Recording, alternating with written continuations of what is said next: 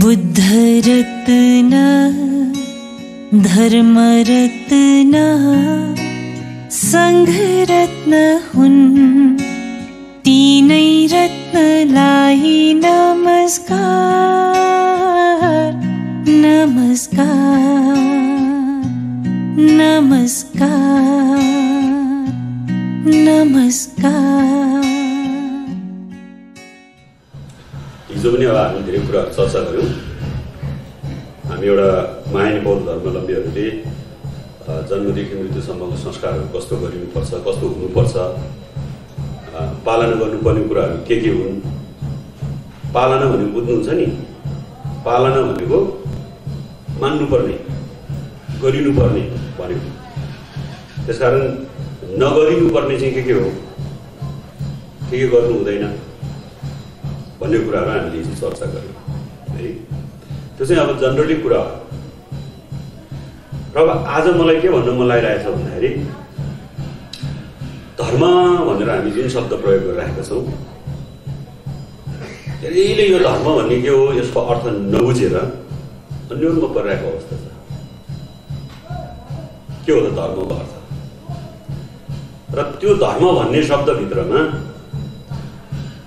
के अटिएको छ त होइन? के कति कति हामीले भनिरहेका छौँ नि, हामी बुद्ध धर्म के धर्म, यो धर्म ऊ धर्म भनिरहेका छौँ नि। त्यो यो ऊ भन्नेहरू त दोस्रो कुरा छ। बौद्ध धर्म, हिन्दू धर्म, क्रिस्चियन धर्म, मुस्लिम धर्म, जैन धर्म लगायतका त्यो त धर्म भन्ने शब्दको पछाडिको कुरा रहेछ नि। तपाईँहरूले केही अलिकति सेन्स भयो? सबभन्दा पहिला त धर्म रहेछ नि त, त्यसपछि पो अनि बुद्ध हिन्दू भन्ने दोस्रोमा आउँदो रहेछ नि। त्यसकारण यो धर्म ऊ धर्म भनेर कुनै पनि नामकरण नहुनुभन्दा पहिले सुरुमै धर्म भन्ने छ के, त्यसको अर्थ बुझ्नु जरुरी छ।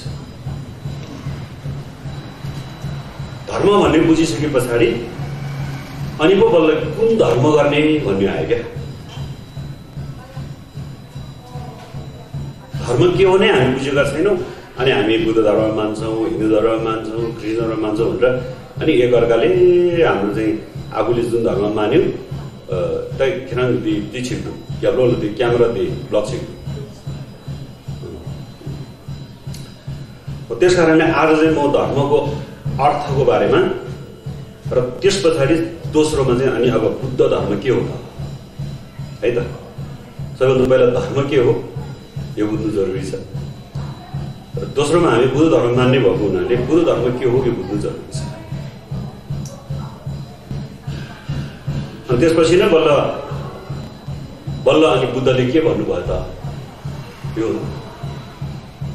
क्रम क्या क्रम यो क्रमले बुझेन भने अनि हामी आन्दा धुन्दा अब त्यहाँ ढ्याम्रो बजाइरहेको थियो। के हो,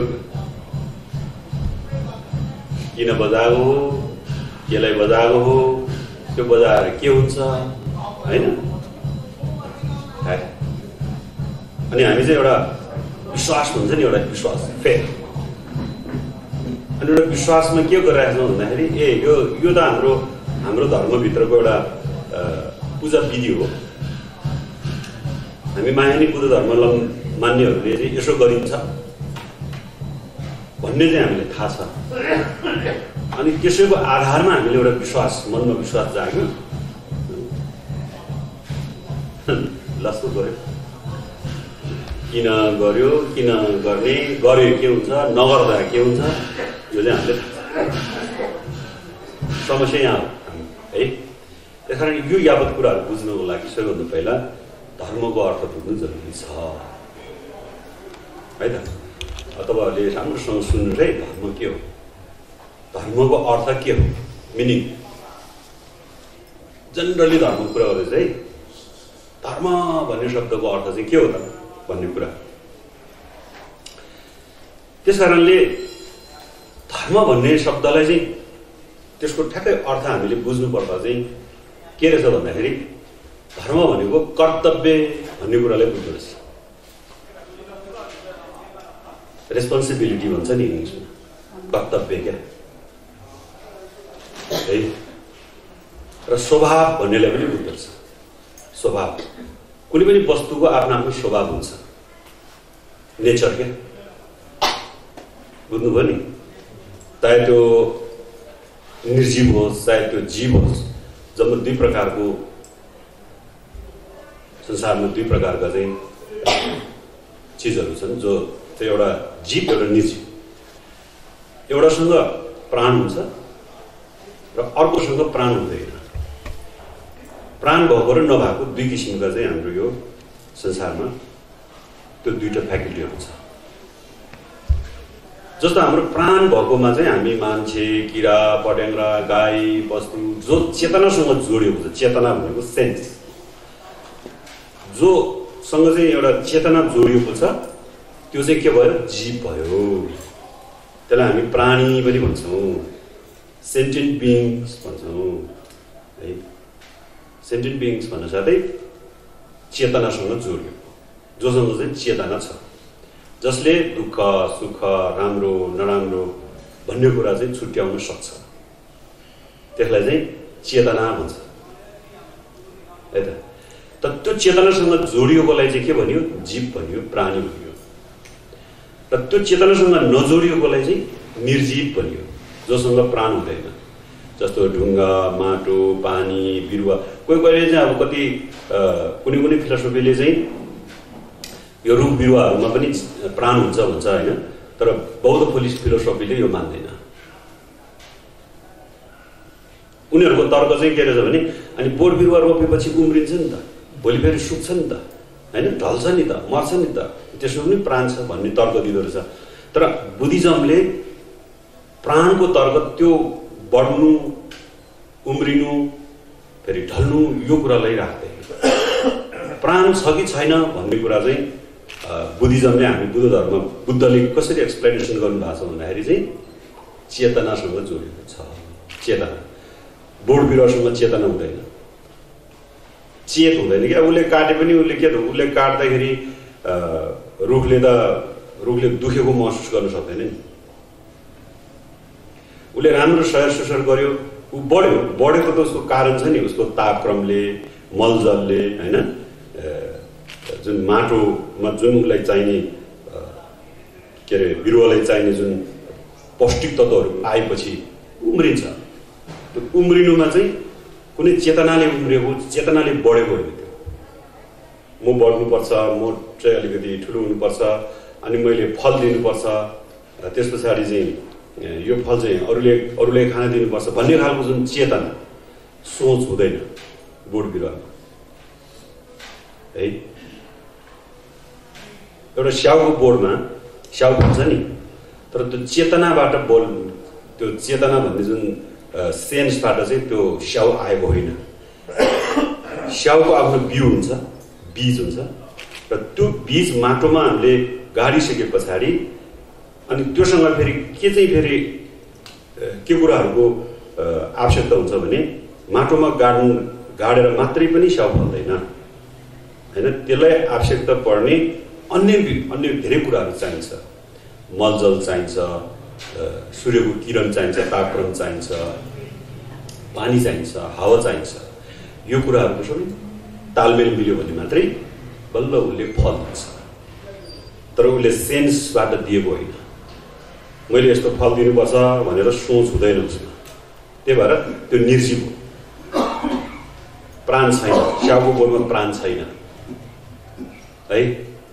फिलोसफी, बुद्धिस्ट फिलोसफीको आधारमा चाहिँ यसरी भन्छ। अब कतिपयले प्राण छ भन्छ, त्यो उसको सिद्धान्त फरक भयो। त्यस कारणले मैले के भनिरहेको थिएँ भन्दाखेरि चाहिँ यो संसारमा जीव र निर्जीव भन्ने दुईटा चिजहरू छ, र त्यो सबै दुवै चिजको आफ्नो आफ्नो स्वभाव हुन्छ, नेचर हुन्छ। हो, त्यो आफ्नो आफ्नो स्वभाव र नेचर नै के रहेछ? धर्म रहेछ क्या। धर्मको अर्थ एउटा अर्थ है भनेको। अब त्यसलाई अझ अलिकति तपाईँले म इक्जाम्पल दिन चाहन्छु। उसो भए त्यो नेचर चाहिँ के हो त, स्वभाव चाहिँ के हो त भने, जस्तो आगो भन्छ नि हामी, फायर। आगोको स्वभाव के हो? पोल्नु, तातो हुनु, डढ्नु। अहिले हामीले यहाँ आगो बाल्यो भने आगो यहाँ छेउ गरिदियो भने यो डढ्छ क्या।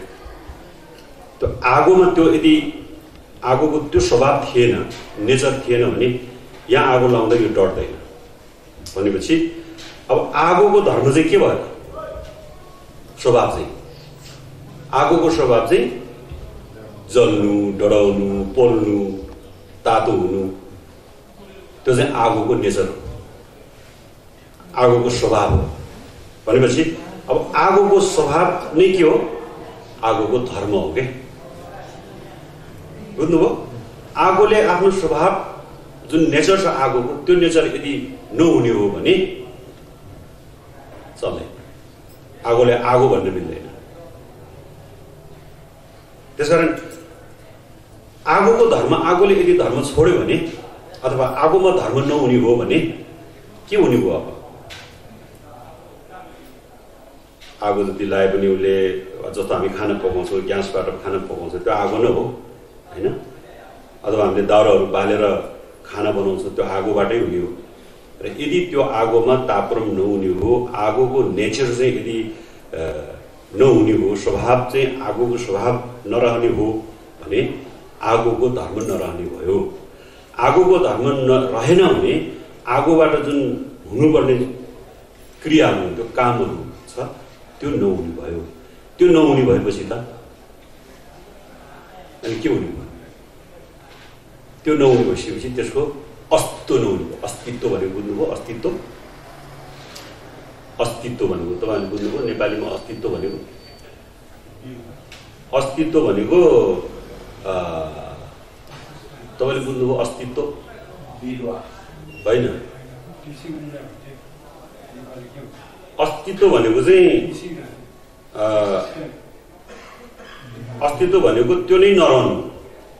आगोको धर्म रहेन भने आगोको अस्तित्व हुँदैन, आगोको कुनै अर्थ हुँदैन क्या। अस्तित्व भनेको के हो? त्यो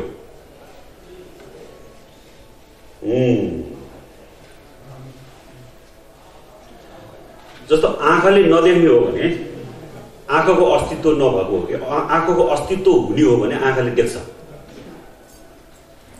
आँखाको अस्तित्वै गुम्यो भने चाहिँ आँखाले देख्दैन।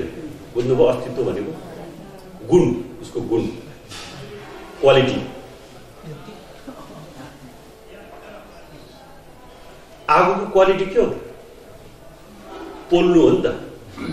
त्यो क्वालिटी छैन भने त अनि त्यो त आगोको त त्यो नै नरहने भयो नि त, अस्तित्व नै नरहने भयो। त्यस कारणले गर्दाखेरि चाहिँ हो धर्म भन्नाले जीव या निर्जीव, मैले दुईवटा कुरा गरेँ है, जीव या निर्जीव।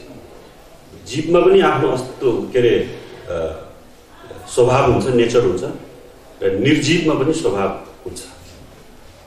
र त्यो स्वभाव नै के हो? धर्म हो। भनेपछि अब कुन धर्म मान्ने भन्ने कुरा त दोस्रो चरणको कुरा भयो होइन? अब हामी सबै जीव र निर्जीव चाहिँ केमा निर्भर रहेछ त भन्दा धर्ममा निर्भर रहेछ। निर्भर भनेको बुझ्नुभयो? डिफेन्ड, इन्टर डिफेन्ड भएको क्या। अब यो स्ट्यान्ड, माइक्रो स्ट्यान्ड केमा निर्भर छ भने यो टेबलमा निर्भर छ क्या। टेबल छैन भने यो राम्रो ठाउँ भएन नि त, खस्छ यो। निर्भर भनेको डिफेन्ड है। त्यसकारण हामी चाहे जीव होस् चाहे निर्जीव होस्, सबै केमा डिफेन्ड छ त? धर्ममा डिफेन्ड छ। धर्म बिना यो संसार अड्दैन। कुन धर्म होइन? बुद्ध धर्म बिना संसार अड्दैन, हिन्दू धर्म बिना संसार अड्दैन, मुस्लिम धर्म बिना संसार अड्दैन, होइन। धर्म बिना संसार अड्दैन। किनभने बुझ्नुभयो? अब धर्म बिना संसार अड्दैन। किन? संसार अड्नको लागि हरेक वस्तुको आफ्नो आफ्नो स्वभाव चाहिँ, नेचर चाहिँ हुनुपर्छ। नेचर बिनाको के पनि हुँदैन संसारमा। भन्न साथै नेचर नै धर्म रहेछ भनिसकेपछि त अनि नेचर बिना संसार अड्यो त? अडेन है धर्मको अर्थ। त्यस कारण हामी भन्छौँ नि, हामी कहिले के भन्छौँ भने हामी त धर्म गर्छौँ, यो गर्छौँ, उ गर्छौँ है। अब यसरी भन्छौँ हामी। तर हामीले भनिरहेको चाहिँ के हो त भन्दाखेरि चाहिँ कुन धर्म गर्छौँ भन्ने अर्थमा चाहिँ त्यो भनिरहेको छ हामीले।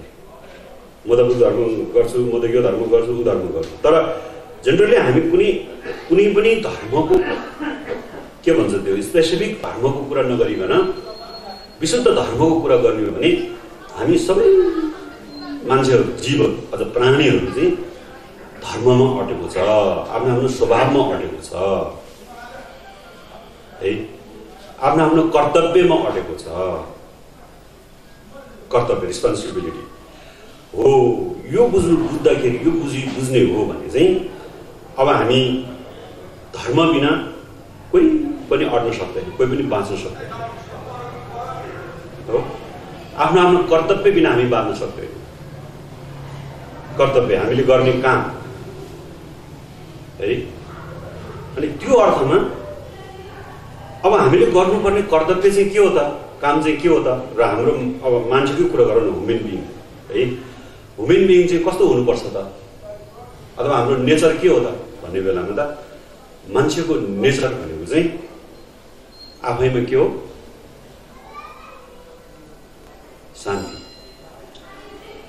है, चेतनासँग जोडिएको, करुणा कम्प्यासनसँग जोडिएको, दयासँग जोडिएको, मायासँग जोडिएको, यो हाम्रो नेचर मान्छे। र यो नेचरसँग चाहिँ हाम्रो जीवन जोडिएको छ भन्नु साथै हामी चाहिँ धर्मसँग जोडिसक्यौँ। त्यो हामीले भन्न नजानेको अथवा हामीले त्यसलाई चाहिँ महसुस गर्न नसकेको मात्रै हो। त्यो जोडिन साथै, त्यो नेचर जोडिन साथै हामीसँग धर्म जोडिसक्यो। कुन धर्म होइन है, फेरि मैले पटक भन्दैछु, कुन धर्मको कुरा होइन, धर्म जोडिसक्यो भनेपछि अब हामी मान्छे धर्मसँग जोडिएको छ। त्यो अटोमेटिकली, त्यो कसैले चाहँदा नचाहँदा होइन, अटोमेटिकली जोडिएको छ। र पनि हामीले त्यो धर्म चाहिँ गरेको छ कि छैन त भन्ने सवाललाई जोड्दाखेरि चाहिँ अब हाम्रो कर्तव्य पालना गरेको छ कि छैन, हामीले कर्तव्यलाई चाहिँ सही ढङ्गले हामीले आफ्नो जीवनमा लागू गरेको छ कि छैन भन्ने कुरामा डिपेन्ड हो। जस्तो कर्तव्य, आज हामीले 10 बजे प्रवचन छ भन्यो हिजो, अनि 10 बजे आउनुपर्ने त हाम्रो कर्तव्य हो नि त। यो कर्तव्य तपाईँले पालना गर्नु भएन, तपाईँले धर्म पालना गरेन कुरा। आज बिहान तपाईँहरूले धर्म पालना गर्नु भएन, किन भन्दा तपाईँ 10 बजे आउनु भएन। त्यो त तपाईँको कर्तव्य थियो नि, तपाईँको रिस्पोन्सिबिलिटी थियो नि। धर्म गरे त अब गरेन।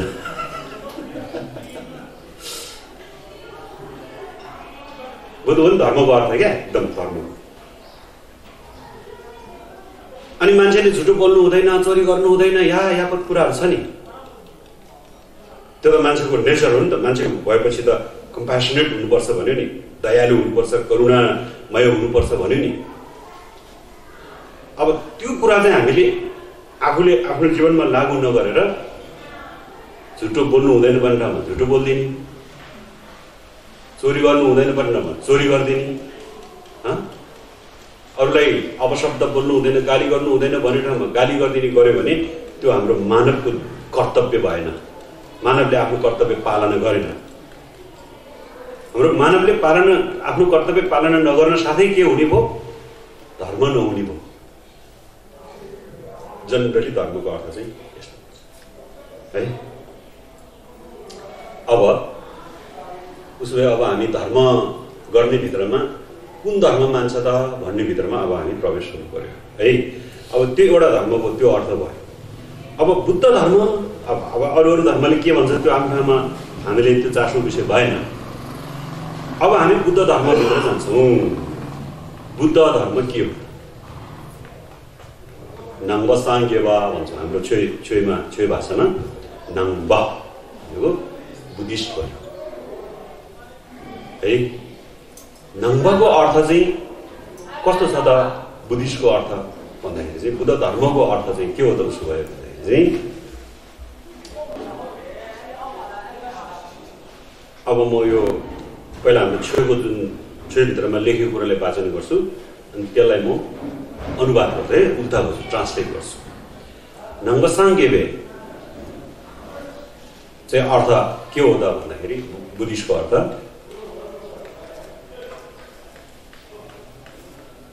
rangi kho da ngi sungi dungile jik sing tani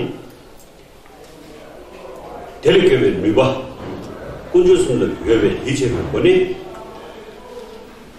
kyapsuto यो चाहिँ बोर्ड भाषा हो छेउमा त्यस्तो लेखिएको छ त्यो भनेको चाहिँ आफू यो संसारिक त्रिलोक अब जम्मा संसारिक 6 वटा लोकहरू छ जसलाई हामी देवलोक असुरलोक मनुष्यलोक पशुलोक प्रेतलोक नरकलोक भन्छौँ त्यो भित्रमा पनि एउटा के भन्छ दुर्गति अथवा नराम्रो 3टा लोक चाहिँ के हो भने पशु प्रेत र नरक यो 3टालाई चाहिँ हामी दुर्गति भन्छौँ नराम्रो लोक भनेको यहाँ चाहिँ अरू 3वटा लोकमा भन्दा धेरै फरक खालको चाहिँ दुःखहरू हुन्छ है त्यो कुराहरू नै हामी प्रसङ्गवत बनाउँदा त्यसकारण आफू चाहिँ आफूले कस्तो भावना गर्नुपर्छ अब बुद्धिस्ट भाव हुनको लागि भनेदेखि चाहिँ यो संसारिक 3वटा दुर्गतिबाट त्रसित भएर भनेको पशुको दुःख प्रेतको दुःख नरकको दुःखलाई सम्झेर चाहिँ ओहो यो दुःखमा म परेँ भने मैले त अथाह दुःख भोग्नु पर्ने रहेछ हैन धर्म गर्ने अवसरहरू नपाउने रहेछ धेरै पीडा दुःख चाहिँ सहनु पर्ने रहेछ भन्ने त्यो खालको चाहिँ भावना मनमा आएर त्यो 3वटा स्थानबाट चाहिँ त्रसित भएर डराएर क्या ओहो म त्यहाँ जन्मिनु हुँदैन भन्ने भावना मनमा आएर र म त्यहाँ जन्मिन त्यो ठाउँमा त्यस्तो प्रेत नरक र पशुमा म जन्मियो भने बर्बाद हुने भयो भन्ने एउटा त्रसित भावना चाहिँ यहाँ मनमा जन्मेर अब फेरि त्यो मात्रै जन्मेर भएन नि त्यो त्रसित छ भने अब त्यो डरबाट चाहिँ हामी मुक्त हुनको लागि उपाय के त भन्ने कुरा फेरि सोच्दाखेरि चाहिँ हो अब यो 3वटा लोकबाट अथवा नराम्रो लोकमा जन्मिनुबाट चाहिँ हामी जन्मिनुबाट बच्नको लागि र यहाँबाट बचाउने चाहिँ कसले बचाउन सक्छ त भन्दा त्रिरत्नले बचाउन सक्छ बुद्ध धर्म र सङ्घले बचाउन सक्छ भन्ने चाहिँ विश्वास मनमा उत्पन्न गराएर अनि त्रिरत्न बुद्ध धर्म र सङ्घलाई आफ्नो शरणको रूपमा चाहिँ स्वीकारेको भावना जब उत्पन्न हुन्छ नि मान्छेको मनमा हो त्यतिखेर चाहिँ हामी नाङ्बा साङ्गेवा भन्ने हुन्छ बुद्धिस्ट हुन्छ बुद्ध पनि बुद्धिस्टको अर्थ अब सिधै तपाईँले त्यति लामो नभनिकन सिधै भन्यो भने त्रिरत्नलाई आफ्नो शरणको रूपमा स्वीकार्य गर्ने व्यक्ति वा समूह हैन लाई नै के भनिन्छ बुद्धिस्ट भनिन्छ नाङ्बा साङ्गेवा भनिन्छ अब बुद्धिस्ट बन्नको लागि त्रिरत्नको शरण गमनमा जानुपर्ने रहेछ त्रिरत्नको शरण हामीले स्वीकार्नु पर्ने रहेछ भन्ने कुरो हामीले यसरी बुझ्नु है त त्रिरत्नको शरणमा हामी जानुपर्छ बुद्धम शरणम गच्छामि धम्मम शरणम गच्छामि सङ्घम शरणम गच्छामि यो 3टा कुरा छ यसलाई त्रिरत्न शरण गमन भन्छौँ हामी हाम्रो छेउमा चाहिँ क्याप्टो भन्छ क्याप्टो शरणमा जानु र यो 3वटा बुद्ध धर्म र सङ्घ यो 3वटालाई हामीले आफ्नो शरण मैले शरण जाने ठाउँ चाहिँ के हो त भन्यो भने म बुद्धिस्ट भएको नाताले म बुद्ध धर्म मान्ने एउटा अनुयायी भएको नाताले मैले कसलाई शरणमा जानुपर्छ भन्यो भने बुद्ध धर्म सङ्घलाई शरणमा जानुपर्छ साङ्गे छुई घेदुन भन्छ हामी एउटै कुरा है जसले साङ्गे छुई घेदुन अथवा बुद्ध धर्म र सङ्घलाई शरणमा जान्छ अथवा शरणको रूपमा स्वीकार्छ एक्सेप्ट गर्छ त्यो नै के हो बुद्धिस्ट हो नाङ्बा हो त्यो नहुन्जेलसम्म नाङ्बा हुँदैन माला मात्रै गनेर गुम्बामा गएर पूजा गरेर त्यो ढ्याङ्ग्रो बजाएर हामी बुद्धिस्ट हुँदैन यदि त्रिरत्नको शरणमा गएन भने बुझ्नुभयो त्रिरत्नको शरणमा जानेलाई मात्रै बुद्धिस्ट भन्छ भन्ने अर्थ बुझिसके पछाडि अब उसो भए अब अहिलेको जमाना त के हो भन्दा हरेक कुराको अर्थ चाहिन्छ प्रमाण चाहिन्छ आधार चाहिन्छ किन त बुद्ध धर्म सङ्घको शरणमा गयो भने अनि मुक्ति पाउँछ त्यति मात्रै भनेर पुग्दैन बुद्ध धर्मको त हरेक कुराको लजिक हुन्छ बुद्धको सिद्धान्तमा। कुनै अन्धभक्त भएर हो नि बुद्धलाई प्रणाम गर्यो भने, धर्मलाई प्रणाम गर्यो भने, सङ्घलाई प्रणाम गर्यो भने हामी त नरकमा नजाने भयो, प्रेतमा नजाने भयो, पशुमा नजाने भयो, होइन? मान्छे भएर जन्मिन्छ, देवता भएर जन्मिन्छ। यति भएन हामी मुक्त पाउँछौँ, मोक्ष पाउँछौँ, सुगौली भूमिमा जन्मिन्छौँ, बुद्ध भूमि प्राप्त गर्छौँ भनेर आँखा चिम्लेर यसरी चाहिँ भक्ति गरेर मात्रै बुद्धको धर्म अनुसार, बुद्धको सिद्धान्त अनुसार त्यो कुराहरू प्राप्त हुँदैन। अन्धविश्वास भयो त्यो त अरू धर्मले पनि भन्छ। भगवानको ध्यान गर्नु, भगवानलाई विश्वास गर्नु, तिमी स्वर्ग जान्छ भनिन्छ। तर बुद्धले यो कुरालाई मान्नु। उसो भए के हो त? यो कुरा त बुझ्नु पर्यो। बुद्धको सिद्धान्त अनुसार के भन्दै हुनुहुन्छ त भन्दाखेरि अब बुद्धलाई शरणमा जाने, सङ्घलाई के अरे धर्मलाई शरणमा जाने, सङ्घलाई शरणमा जाने भनेको अर्थमा महत्त्वपूर्ण कुरा के बुझ्नु पर्यो त भन्दाखेरि पहिला सबैभन्दा पहिला चाहिँ शरण भनेको के हो यसको अर्थ बुझ्नु जरुरी छ। शरणमा जाने र भन्यो नि त। शरण भनेकै के हो त? के अर्थमा बुझ्ने भन्दाखेरि कुनै पनि ठाउँ या व्यक्ति या कोही कसैलाई हामी यदि शरण माग्न गयो भन्ने अर्थ चाहिँ कसरी बुझ्नुपर्छ भने कुनै पनि प्राप्ति, केही चिज प्राप्तिको इच्छा र आकांक्षा भएको हामीमा हुनुपर्छ र त्यो इच्छा र आकांक्षा पूर्ण हुन्छ भन्ने आशावादी भएर, हैन, आशा राखेर कोही कसैलाई चाहिँ प्रणाम गर्यो भने त्यो चाहिँ शरण भन्ने अर्थमा त्यसलाई बुझिन्छ। जसलाई हामी शरणमा जान्छौँ त्यहाँबाट चाहिँ हामीले के अपेक्षा लिएको हुन्छ, के आशा लिएको हुन्छ। बिना आशाको, बिना अपेक्षाको, बिना मनोकांक्षाको शरण भन्ने कुरा हुँदैन। जस्तो उदाहरणको लागि बाहिर चर्को घाम छ, बाहिर चर्को घाम आइरहेको छ, त्यसले हामीलाई डढ्छ, पोल्छ। हाम्रो चाहिँ मुखहरू बिगार्ने, होइन, के भन्छ, कालो बनाउने घामले क्या। त्यही भएर तपाईँहरू यहाँ बर्मेलीहरूको प्रायः मैले अस्ति सोधेको एकजनाले किन यहाँ यसो यसो सेतो सेतो लगाउँछ भनेर सोधेँ। सबैले लाउँछ है, खास गरेर महिलाहरूले। के रहेछ यसको रहस्य भनेर मैले बुझेँ। अनि त्यो बिहान उठेपछि टक्क आउनु, होइन, उसो गएर चिटिक चिटिक भएपछि जब बाहिर निस्किन थालेपछि त्यो के जाति त्यो एउटा हुन्छ अरे तपाईँहरूको जडीबुटी समथिङ के होला, अनि त्यो लाएपछि चाहिँ त्यसले अब यो, होइन, धुलो फुलोहरू यो के अरे हाम्रो छालामा नटाख्नको लागि अथवा यो घामहरूले पोलेर कालो नहोस् भन्नको लागि, होइन, त्यो रहेछ नि है। त्यो डर त तपाईँसँग रहेछ नि त, म कालो भयो भने नराम्रो देख्ने हो कि, होइन, मेरो छाला बोल्ने हो कि भनेर त्यो चिज प्रयोग गरे नि। आशा भनेको, त्यो एउटा इच्छा भनेको चाहिँ हाम्रो यो छाला नबिग्रोस् भन्ने एउटा भावनाले त्यो लगाएको रहेछ नि। त्यो जस्तै अब हाम्रो बाहिर हामी यसरी घाममा धुपमा हिँड्दाखेरि धेरै पोल्यो, धेरै गर्मी भयो भने हामी के खोज्छौँ भने अलिकति छाया, रुखको छायाहरू अथवा घरभित्र या कुनै ओडार हुन्छ नि, नेपालमा ओडार भनेको यस्तो केक हुन्छ नि, त्यस्तोमा हामी जान चाहन्छौँ नि हामीले, है। किन भन्दाखेरि म त्यो ठाउँमा गएँ भने म यो सूर्यको किरणबाट, जुन तापबाट म बच्छु भन्ने आशा हुन्छ कि मनमा। अनि नै त्यो रुखको मुनि गएको हुन्छ नि, हो त्यतिखेर चाहिँ हामीले रुखको शरण लिएको, बुझ्नुभयो? शरण भनेको चाहिँ के हुन्छ, त्यो रुखले पनि हामीले बचाउनुपर्छ क्या। यदि त्यो रुखले हामीले बचाउन नसक्ने हो भने त्यो रुखको मुनि गएर हामी शरण लिनु बेकार हो। अर्थ बुझ्नुभयो शरणको? शरण भनेकै त्यहाँबाट हामीले के प्राप्त हुनुपर्छ क्या। रुखले छाया दिन सक्दैन, अब घामले पोलेको छ, घामको तापक्रमबाट हामी बच्नु पर्यो भनेर सुकेको रुखको मुनि गएर बसेर त त्यसले त हामीलाई त्यो छायाले दिन सक्दैन।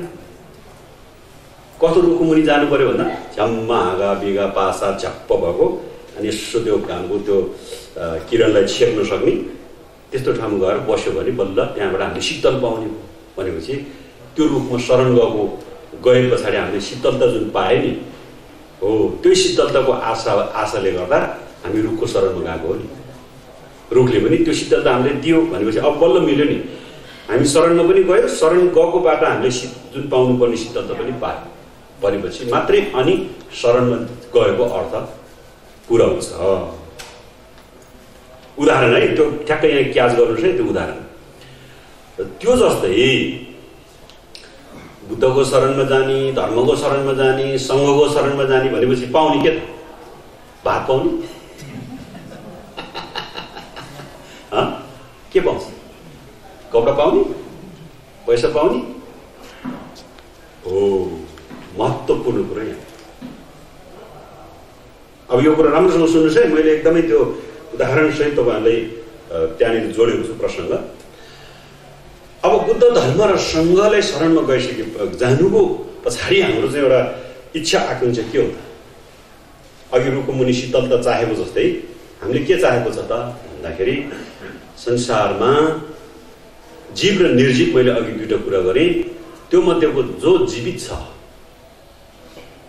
जो प्राण छ, जोसँग है किरा फट्याङ्ग्रादेखि लिएर मानव त्यो मध्येको पनि, प्राणी मध्येको पनि हामी सबैभन्दा उच्च स्तरीय प्राणी, जसलाई चेतनशील प्राणी हुन्छ, इन्टेलिजेन्ट हामीसँग छ। अरू पशुहरूसँग प्राण छ बिचरा, तर उनीसँग इन्टेलिजेन्स छैन है। फरक त्यो छ। र पनि सबै प्राणीको मनभित्र चाहिँ के छ अरे भन्दाखेरि चाहिँ अब हामी सबैको मन एउटै हुँदैन। जनरली तपाईँ के सोचिरहेको हुन्छ, उहाँहरू के सोचिरहेको हुन्छ, म के सोचिरहेको हुन्छ, त्यो कसैले थाहा हुँदैन। हरेक मान्छेले आफ्नो आफ्नो सोच विचारहरू फरक फरक तरिकाले सोचिरहेको हुन्छ। तर फरक फरक सोचहरू हुँदा हुँदै पनि एउटा मात्रै सोच, एउटा मात्रै विचार चाहिँ फेरि सबैको मिल्छ अरे क्या।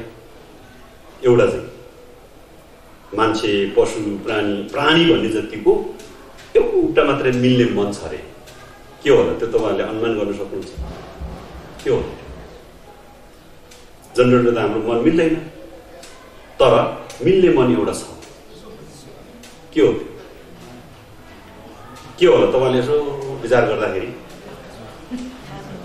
सबैले एउटै समयमा, एउटै क्षणमा, एउटै के भन्छ अब समयमा सोच्ने चाहिँ मन एउटा छ। त्यो सबैको एउटै हुन्छ। तपाईँको पनि, मेरो पनि, पशुको पनि, किरा फट्याङ्ग्रोको पनि, सबै जो जीवित छ त्यो जीवित प्राणीहरूको एउटै मन हुन्छ। त्यो सबैको इक्वल छ, मिल्छ। जनरली हाम्रो मन मिल्दैन, तर मिल्ने चाहिँ एउटा छ। त्यो के होला? यसो इमेजिन गर्नुहोस् त। चञ्चलता। तपाईँहरूले के भन्नुहुन्छ? वेदना। तपाईँ के भन्नुहुन्छ? मिल्ने कुरा चाहिँ क्या।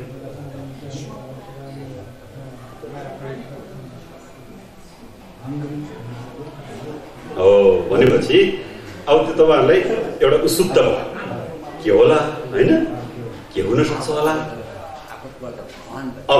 अब हेर्नुहोस् है, अब महत्त्वपूर्ण कुरा यहाँनिर छ।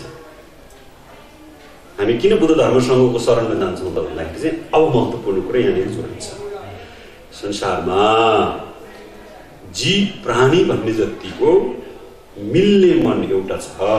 त्यो के हो भन्दाखेरि अब भन्छ है त, नभन्नु क्या होइन, मिल्ने मन। जनरली मिल्दैन, तर मिल्ने मन एउटा छ। त्यो के हो भन्दा दुःख नचाहने, सुख चाहने। सरल लो के होइन भन्नुहोस् त? हरेक प्राणीले के चाहन्छ त भन्दा सुख चाहन्छ, शान्ति चाहन्छ, आनन्द चाहन्छ, रमाइलो चाहन्छ। अनि के अरे चाहने चाहिँ त्यो नचाहने चाहिँ के हो त? अब दुःख चाहँदैन, अशान्ति चाहँदैन, हो, नरमाइलो चाहँदैन। यो कुरो फ्याक्ट हो कि होइन? त्यो कुन धर्म मान्छ कि मान्दैन, धर्म मान्छ कि मान्दैन, त्यो पुरुष हो कि महिला हो कि, त्यो मान्छे हो कि पशु हो कि मतलब भएन। प्राणी भन्ने जतिले चाहिँ सबैको मनमा के खेलिरहेको छ त बिहान उठेदेखि बेलुका नसुत्नेसम्म मलाई सुख पाइदियो हुन्थ्यो मलाई शान्ति भइदियो हुन्थ्यो मेरो मनमा म बिरामी नभइदियो हुन्थ्यो मेरो टाउको नदुखिदियो हुन्थ्यो भन्ने भावना चाहिँ सबैको मनमा बिहान उठेदेखि नै चल्छ कि चल्दैन तपाईँहरूको चल्दैन सबैको मनमा त्यही छ सबैको मनमा दुःख नभइदियो हुन्थ्यो भनेपछि अब यो दुईटै कुरा कहाँ जोड्यो त भन्दाखेरि अब चेतनासँग जोड्यो छोवा भन्छौँ हामी छोवा छोइ भाषामा चाहिँ छोरवा भन्छ छोरवा भनेको सेन्स जुन चेतना होइन र अब छोवा अथवा चेतना चाहिँ कति प्रकारको हुने भयो अब जम्मा 2 प्रकारको मात्रै चेतनाहरू छ हामीसँग चेतना थुप्रै छ र मिल्ने चेतना चाहिँ कतिवटा भयो 2वटा एउटा सुख चाहने चेतना एउटा दुःख नचाहने चेतना बस त्यो सबैमा त्यही छ तपाईँले सोध्दा पनि त्यही जवाब आउँछ तपाईँले सोध्दा पनि त्यही कि तपाईँहरू कोही म चाहिँ दुःख चाहन्छु भन्ने कोही छ हात उठाउनुहोस् बिहान जुरुक्क उठेर बुद्धम शरणम गच्छामि धम्मम शरणम गच्छामि सङ्गम शरणम गच्छामि भन्ने अनि मेरो टाउको दुखेको हुन्थ्यो मलाई नराम्रो भइदियो हुन्थ्यो मलाई दुःख पाइदियो हुन्थ्यो मलाई कसैले गाली गरिदियो हुन्थ्यो म हिँड्दै गर्दा खुट्टा ठोकेर लडिदियो हुन्थ्यो अझ मेरो खुट्टा पक्लकै भाँतिए पनि हुन्थ्यो भनेर कसैले भन्छ त्यो नभन्नुको कारण के दुःख चाहँदैन क्लियर भयो नि दुःख चाहँदैन र सुख चाहन्छ भन्ने पोइन्टलाई तपाईँले टक्क यहाँ दिमागमा राखिसके पछाडि अब सबैले सुख चाहने भनिसके पछाडि चाहने सुख नचाहने दुःख भइसके पछाडि अब मेथड के हो त अब उपाय नचाहेको दुःख कसरी आउन नदिने र चाहेको सुख कसरी प्राप्त गर्ने यो त चाहियो नि त भोक लागिरहेछ खाना खान मन लागिरहेछ भोक लाग्यो बाबा भनेर यहाँ उफ्रेर बसेर भयो खाना खोज्न जानु पर्यो किचनमा जाने हो कि बजारमा जाने हो कि कतै त्यहाँतिर खोज्ने हो कि कहीँ छैन भने जङ्गलतिरै गएर पनि तरुल खनेर खानुपर्ने हो कि त्यो त एउटा उपाय त सोच्नु पर्यो नि अनि त्यो उपाय के पनि नसोचिकन भोक त मेट्दैन नि भोक लाग्नु भनेको दुःख हो अब यसरी बुझ्नुहोस् है भोक लाग्दाखेरि दुःख लाग्छ नि त हामीले दुःख भनेकै अब मनमा पीडा हुने त हो नि क्या भोक लाग्यो मलाई म ढल्छ कि क्या हो भनेर एक खालको मनमा दुःख हुन्छ नि हो यो दुःख त हामीले चाहँदैन होइन नचाहेपछि अब गर्नु पर्यो के त उपाय भन्दा भोक मेटाउनु पर्यो यो हो नि त उपाय भोक मेटाउनुको लागि के गर्नु पर्यो खाना खानु पर्यो खाना त्यसै आउँछ त फेरि प्रार्थना गरेर बसेर खाना आउँछ त आउँदैन खोज्न जानु पर्यो किन्नु पर्यो होला अथवा कसैले माग्नु पर्यो होला भिक्षाटन हामी भिक्षुहरू भने भिक्षाटनमा जानु पर्यो भनेपछि अब नचाहने दुःख चाहिँ हामीले त्याग्नु पर्यो अथवा त्यसलाई चाहिँ हाम्रो आउन दिनु भएन र चाहेको सुख चाहिँ प्राप्ति गर्नु पर्यो भनेपछि अब यो दुईटैको कारण छ नि त सुख कसरी पाउँछ त यसको पनि कारण छ दुःखबाट कसरी मुक्त हुन्छ त यसको पनि कारण छ भनेपछि यो दुईटा कुरालाई हामीले बुझेर अनि पो बल्ल के हुने भयो अब हामी बुद्धिस्टहरूको चाहिँ बुद्धम शरणम धर्मम शरणम सङ्गम शरणम भन्यो भने किन बुद्धको शरणमा धर्मको शरणमा सङ्घको शरणमा जाने भन्दाखेरि त हो यही दुःखबाट मुक्त हुन र सुख प्राप्ति गर्न बुझ्नुभयो फेरि कसरी फेरि कुरा त त्यहाँ त प्रश्न चिन्ह त छ त्यति भन्दैमा अब सुख पायो दुःख हट्यो त बुद्धको शरणमा गएँ म धर्मको शरणमा गएँ सङ्घको शरण पनि गएँ अब मैले सुख पाएँ त भन्ला नि त फेरि भोलि मैले यत्रो वर्ष भइसक्यो बुद्ध धर्म सङ्घको शरणमा गएको खालि दुःख पाएको छु दुःख पाएको सुख एक त पाएको छैन कहाँको अब फेरि बुद्ध धर्म सङ्घको शरणमा गयो भने सुख त नपाउँदो रहेछ भनेर फेरि त्यो प्रश्न मान्छेको मनमा उठ्छ अब त्यो सुख चाहिँ के हो त पोइन्ट त्यहाँनिर हो भनेपछि बुद्ध अब त्यो बुझ्नको लागि के बुझिनु पर्यो त भन्दाखेरि बुद्ध भनेको अर्थ के हो यो बुझ्नु पर्यो धर्म भनेको त्यो त्यसको अर्थ बुझ्नु पर्यो। अघिको जनरली मैले धर्मको कुरा गरेँ, अब बुद्ध धर्म। अनि सङ्घ भनेको त्यसको अर्थ बुझ्नु पर्यो, अनि मात्रै तपाईँलाई त्यो फिल हुन्छ ओ सुख त यस्तो पो रहेछ, दुःख त यो पो रहेछ। अनि बुद्ध धर्म सङ्घको शरणमा गएपछि सुख यसरी पो पाउँदो रहेछ, दुःख यसरी पो हट्दो रहेछ भन्ने कुरा अनि मात्रै तपाईँले थाहा हुन्छ। त्यस अर्थमा बुद्ध भनेको चाहिँ शुद्ध भनेको थाहा छ नि, प्योर।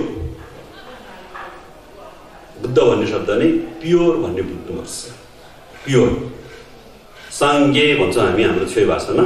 साङ भनेको सफा, गे भनेको चाहिँ अब यसरी है, साङ भनेको अब त्यसलाई ठ्याक्कै प्रसङ्ग जोडिहालौँ।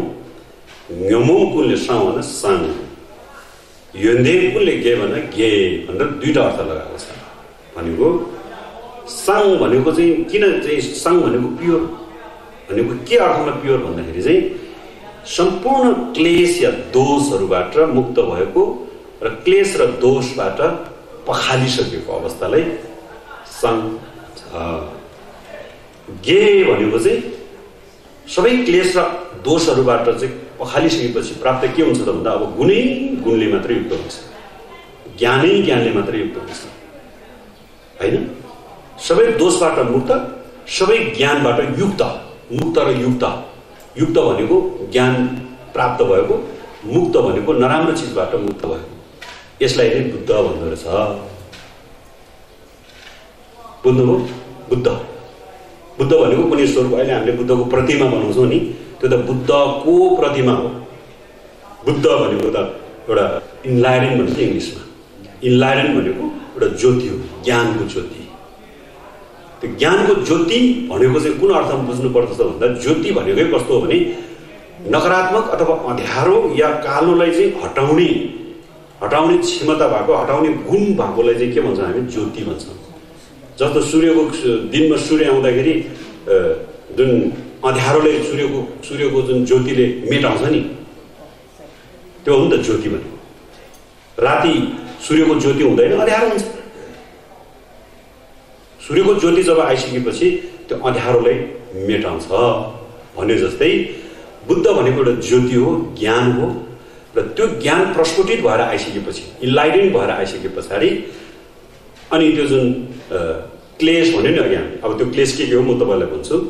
क्लेश र दोष भन्ने सांसारिक दोष भनेको नराम्रो नेगेटिभ चिज, यो चिज चाहिँ के हुन्छ? मेटिन्छ। यो ज्योति चाहिँ आफै यसरी बलेर आइसके पछाडि त्यो नकारात्मक चिजहरू सबै मेटिन्छ भनेपछि अब कुरो के बुझ्नु पर्यो त भन्दा ज्ञानको ज्योति र क्लेश नराम्रो चिज दुईटा कुरा छ। ज्ञानको ज्योति चाहिँ सुखको मूल भयो, सुखको स्रोत भयो। सुख कहाँबाट आउँछ भन्दा ज्ञानबाट आउँछ। दुःख कहाँबाट आउँछ त भन्दा नकारात्मक चिजबाट आउँछ, जस्तो क्लेशबाट आउँछ भने यो दुईटा स्रोतलाई तपाईँले बुझ्नुपर्छ। अब हेर्नुहोस् है, अब बिस्तार बुझ्नुहोस् है, मैले बिस्तारमा भन्दैछु। ज्ञानको ज्योति चाहिँ के भयो? सुखको स्रोत, सुखको मूल, सुखको चाहिँ के हुन्छ अब त्यसलाई सोर्स, होइन? अनि दुःखको सोर्स चाहिँ के भयो? क्लेश। उसको क्लेश भनेको के हो? ज्ञान भनेको अब यो दुईटा कुरा है। अब क्लेश भन्नाले के केलाई बुद्ध छ त भन्दाखेरि जसलाई चाहिँ इङ्ग्लिसमा के हो भन्दै थियो मैले बिर्सेँ, होइन? क्लेश भनेको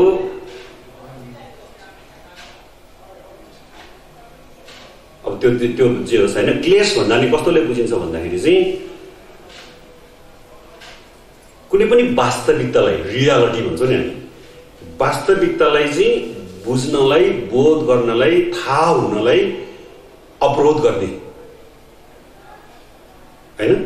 बाधा पुर्याउने, रोक्ने, त्यस्तो तत्त्वलाई चाहिँ क्लेश भन्छ। वास्तविकता क्या, रियालिटी। अब यो हुनुपर्ने के हो त वास्तवमा भन्ने कुरालाई, एक्ज्याक्ट कुरालाई जान्नको लागि, बुझ्नको लागि, बोध हुनको लागि चाहिँ त्यो जसले अवरोध खडा गर्छ, जसले त्यसलाई रोकिरहन्छ, त्यसलाई चाहिँ क्लेश भन्छ। त्यस्तो क्लेशहरू चाहिँ कति प्रकारको छ त भन्यो भने चाहिँ मूलतः 3 प्रकारको हुन्छ र अर्को 2वटा थपेर 5 प्रकारको क्लेशहरू बौद्ध धर्ममा। त्यो के हो भन्दाखेरि चाहिँ दोचा सेदाउ इमु नागे ठाडो भन्छ हामी छोइमा। अब त्यसलाई चाहिँ नेपालीमा द्वेष, राग, मोह, ईर्ष्या, घमण्ड। अब हेर्नुहोस् है, क्लेश। क्लेश भनेको यो क्लेश भन्ने उक्त शब्द प्रयोग गर्यो नि अघि हामीले। हो यो क्लेश चाहिँ कति गयो? यो क्लेश चाहिँ कति प्रकार कतिवटा देखायो त अब अहिले? 5 वटा देखायो। के हो? द्वेष, राग, मोह, ईर्ष्या, घमण्ड। यो 5 वटा चाहिँ के हो त भन्दाखेरि चाहिँ यसलाई चाहिँ एउटा शब्दमा भन्नुपर्दा क्लेश भन्छ।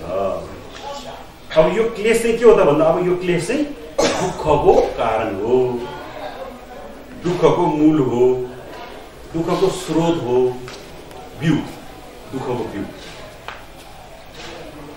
अब हामी जति पनि दुःख महसुस गरिरहेका छौँ नि, दुःख हैन, यो दुःख मान्छेको मनमा हुने पीडा, दुःख सबै केले जन्माउँछ त? दुःख केले जन्माउँछ त भन्दाखेरि हामीसँग भएको हो। त्यो क्लेश चाहिँ फेरि कोसँग छ त? कहाँ छ त? भित्रतिर हो कि आकाशतिर हो कि रुखतिर हो कि बजारतिर हो कि भन्ने कुरालाई यदि वर्णन गर्ने हो भने त्यो कहीँ कतै नभएर आफैसँग छ। जन्मसिद्ध नै, जब जन्मिँदाखेरि नै त्यो क्लेश चाहिँ हामीसँग टाँसिएर आएको हुन्छ। बुझ्नुभयो नि? त्यो क्लेश हामीसँग टाँसिएर आएको हुन्छ र त्यो क्लेशले चाहिँ हामीले के गरिरहेको हुन्छ भन्दाखेरि चाहिँ अब त्यसले हामीलाई, हामी मान्छे चाहिँ त्यो क्लेशको अधीनमा छ। क्लेशको अधीन भने बुझ्नुभयो? अधीन भनेको त्यसले शासन गरिरहेको छ, हामीलाई लिडिङ गरिरहेको। त्यसले त्यो क्लेशको लिडिङमा चाहिँ हामी हिँडिरहेको छौँ क्या। क्लेशले के भन्छ?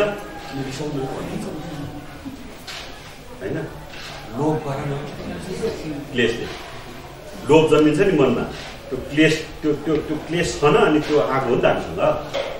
यदि क्लेशै हामीसँग नहुने हो भने लोभ पनि नआउने भयो, रिस पनि नहुने भयो, ईर्ष्या पनि नहुने भयो, घमण्ड पनि, अहमता पनि नआउने भयो, सबै नआउने भयो नि त, क्लेश नहुने भयो। र त्यो क्लेशले चाहिँ के गरिदियो हामीलाई भन्दाखेरि जहिले पनि तिमी रिसाउ, लोभ गर न, लोभ गर, ईर्ष्या अरूलाई चाहिँ डाहा गर न, तिमी अहमता गर न, तिमी मै हो भन, मै ठुलो हो भन भनेर चाहिँ त्यो क्लेशलाई हामीले पुस गर्छ।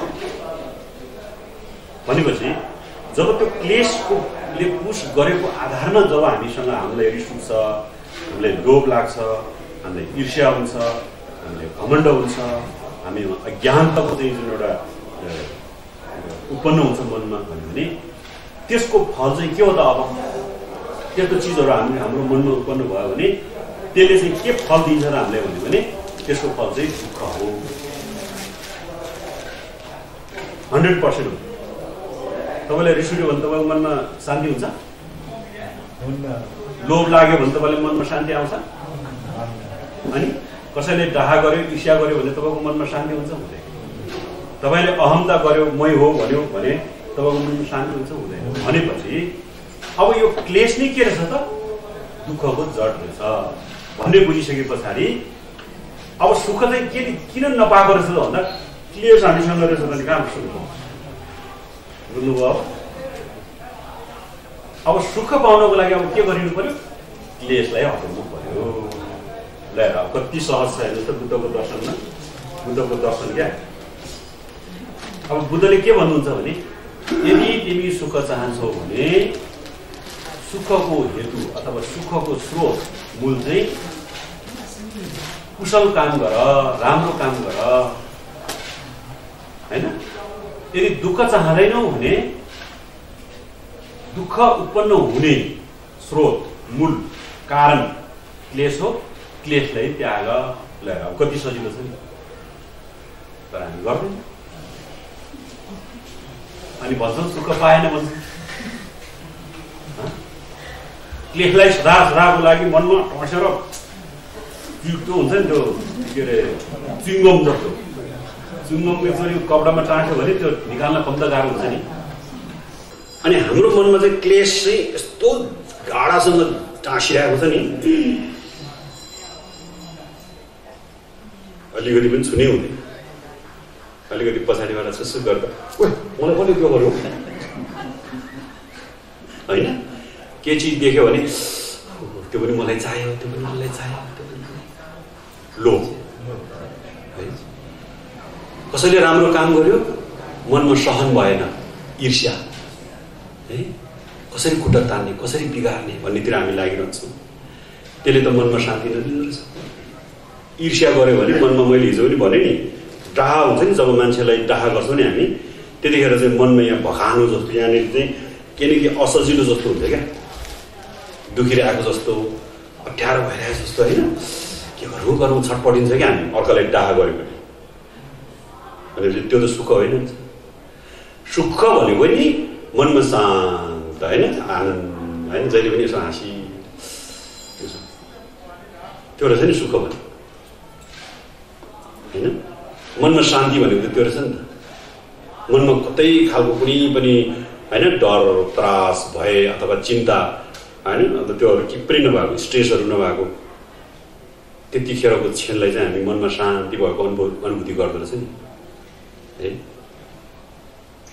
तपाईँ दिनभरिमा तपाईँको मनमा कति शान्ति भयो त कति मनमा खुसी मिल्यो त भनेर तपाईँले यसो हेर्नुहोस् त त्यो हेर्ने बेलामा तपाईँले अरू केही हेर्नु पर्दैन मलाई रिस उठेको छ कि छैन मलाई लोभ आएको छ कि छैन मलाई चाहिँ एउटा होइन ईर्ष्या जागेको छ कि छैन मनमा अहमता आएको छ कि छैन भनेर तपाईँले त्योतिर सोच्नुहोस् त ठ्याक्कै थाहा पाउनुहुन्छ हो जुन बेला तपाईँ रिस उठ्दैन नि आनन्द लाग्छ है मनमा जो कोही मान्छे देख्यो नि रिस छैन नि मनमा रिस उठेको मान्छेको के अरे अनुहारमा मुस्कान कहिले पनि हुँदैन यदि जबरजस्ती मुस्कान आइहालेछ भने पनि त्यो स्पष्ट हुँदैन त्यो नचाहिकन के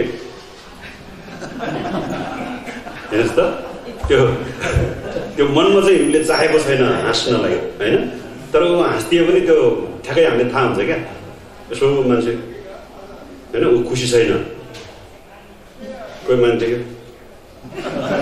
हेर्छ अब त्यो साँच्चीकै मनदेखि नै खुसी भएको मान्छे चाहिँ होइन त्यसलाई त्यो रहेछ नि त भनेपछि अब कुरो यहाँनिर मैले किन यो प्रसङ्ग जोडेको भन्दा बुद्धको शरणमा जाने भन्न साथै किन बुद्धको शरणमा जाने भन्दा हो बुद्ध भनेको एउटा ज्योति हो जसले क्लेशहरूबाट सबै मुक्त भइसक्यो होइन क्लेश एउटा पनि छैन जोसँग राग पनि छैन रिस पनि छैन ईर्ष्या पनि छैन घमण्ड पनि छैन के पनि छैन यो सबै परित्याग गरिसकेपछि मात्रै बुद्ध हुँदो रहेछ भनेपछि त्यस्तो शुद्ध जो सबै कुरा चाहिँ के अरे नकारात्मक नेगेटिभ चिजहरूलाई त्यागिसकेको बुद्धलाई ज्योतिलाई म शरणमा जान्छु भनेपछि अब त्यो ज्योतिबाट चाहिँ हामी पनि त्यो हामीसँग भएको क्लेशहरूलाई हटाउन चाहिँ त्यो शरणमा गएपछि मात्रै हामीले त्यो गर्न सकिन्छ त्यो क्लेशलाई त्याग्न सकिन्छ भन्ने अर्थमा बुद्धको शरणमा जाने बुझ्नुभयो अब बुद्धको शरणमा जाने भन्दा चाहिँ त्यो सोच्नु पर्यो तपाईँहरूले बुद्धको शरणमा गयो भने पैसा पाउँछ धन पाउँछ अनि जागिर पाउँछ भनेर बुद्धको शरणमा गयो भने कुरो मिलेन बुद्धको शरणमा जानु भनेकै त्यो ज्योति जुन बुद्ध जुन एउटा क्लेश मुक्त जुन ज्योति छ त्यो ज्योति हामीले पनि प्राप्त होस् भन्ने भावनाले बुद्धको शरणमा जाने बुझ्नुभयो अब धर्मको शरणमा जाने भन्यो नि फेरि दोस्रो चरणमा फेरि किन जाने धर्मको शरण भन्दाखेरि चाहिँ धर्म भनेकै अब क्लेशहरूबाट मुक्त गराउनको लागि र सुख प्राप्तको लागि सुख यसरी प्राप्त हुन्छ र दुःखबाट यसरी मुक्त हुन सकिन्छ भन्ने जुन एउटा एक्सप्लेनेसन अथवा त्यसलाई चाहिँ व्याख्या गरिएको छ मार्गको यसो गऱ्यो भने दुःखबाट मुक्त हुन्छ यसो गऱ्यो भने सुख पाउँछ यसो गऱ्यो भने मनमा शान्ति हुन्छ होइन भन्ने जुन खालको एउटा माध्यम अथवा मार्ग देखाएको छ र त्यो मार्गलाई नै के भन्छ धर्म भन्छ भनेपछि त अब त्यो धर्मको शरणमा गएपछि त बल्ल त्यो बुझ्ने हो नि त ए यसो गऱ्यो भने त दुःख यो रहेछ सुख यो रहेछ यो गऱ्यो भने दुःख पाउँदो रहेछ यो गऱ्यो भने सुख पाउँदो रहेछ होइन यो गऱ्यो भने दुःखबाट मुक्त हुने रहेछ यो गऱ्यो भने सुख प्राप्ति हुँदो रहेछ भन्ने जुन मार्गदर्शन छ त्यो नै धर्म भनिसकेपछि अब त्यो धर्मलाई ग्रहण नगरेसम्म त त्यो कुरो नबुझ्ने भयो नि त, थाहा नहुने भयो। दुख्यो अनि त्यही दुःख पायो भन्यो, रुयो बस्यो, अनि सुख खोइ मलाई त सुखै पाउँदैन, मान्छे सुख पाउँछ म पाउँदैन भन्यो बस्यो। हो त्यो थाहा हुनुको लागि चाहिँ अब धर्मको शरणमा गइसकेपछि धर्मद्वारा नै सबै कुरा बोध हुने भएको हुनाले अब म धर्मको शरणमा जान्छु भने धर्मको शरणमा गइसकेपछि न अब बोध हुने भयो नि त। खान पाउँछ कि लाउन पाउँछ कि पैसा पाउँछ कि भनेर धर्मको शरणमा जाने हो। सुख प्राप्तिको लागि जुन मोक्ष प्राप्तको लागि चाहिँ अब दुःखबाट मुक्त हुनुको लागि जुन मार्गदर्शन छ, जुन शिक्षा छ, जुन पथ भन्छौँ नि हामी बाटो छ, त्यो जान्नको लागि, त्यो बोध गर्नको लागि धर्मको शरणमा जाने भनेपछि दोस्रो भयो। अब सङ्घको शरणमा किन जान्दा फेरि सङ्घ भन्नाले चाहिँ एउटा के भन्छ त्यो समूहलाई जनाउँछ, समूह ग्रुप है।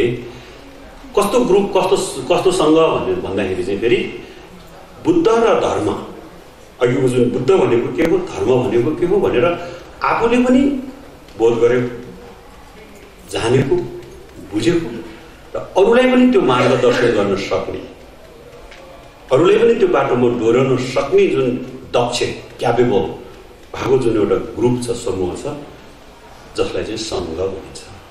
त्यो चाहिँ अहिलेको हामीले देख्ने सङ्घ चाहिँ अब गुम्बामा बिहारमा जुन यस्तो गिरो वस्त्र लगाएर होइन, अब आफ्नो सबै जीवन चाहिँ धर्ममा अर्पित गराएर, बुद्धप्रति अर्पित गराएर, बुद्ध र धर्मको चाहिँ एउटा शील अथवा ज्ञानलाई हासिल प्राप्त गरेर संसारको सबै चाहिँ एउटा प्राणीहरूको हितको लागि, मानवको हितको लागि होइन, सबैको हितको लागि जुन कार्य गर्छु भनेर जुन आफूले समर्पित भएर हिँड्ने जुन भिक्षुगणहरू छ, भन्ते भन्छौँ नि हामी, भन्ते अब गुरुहरू गणहरू छ, त्यो गणहरू चाहिँ के हो, सङ्घ हो। त्यस्तो सङ्घको पनि म शरणमा जान्छु। किन?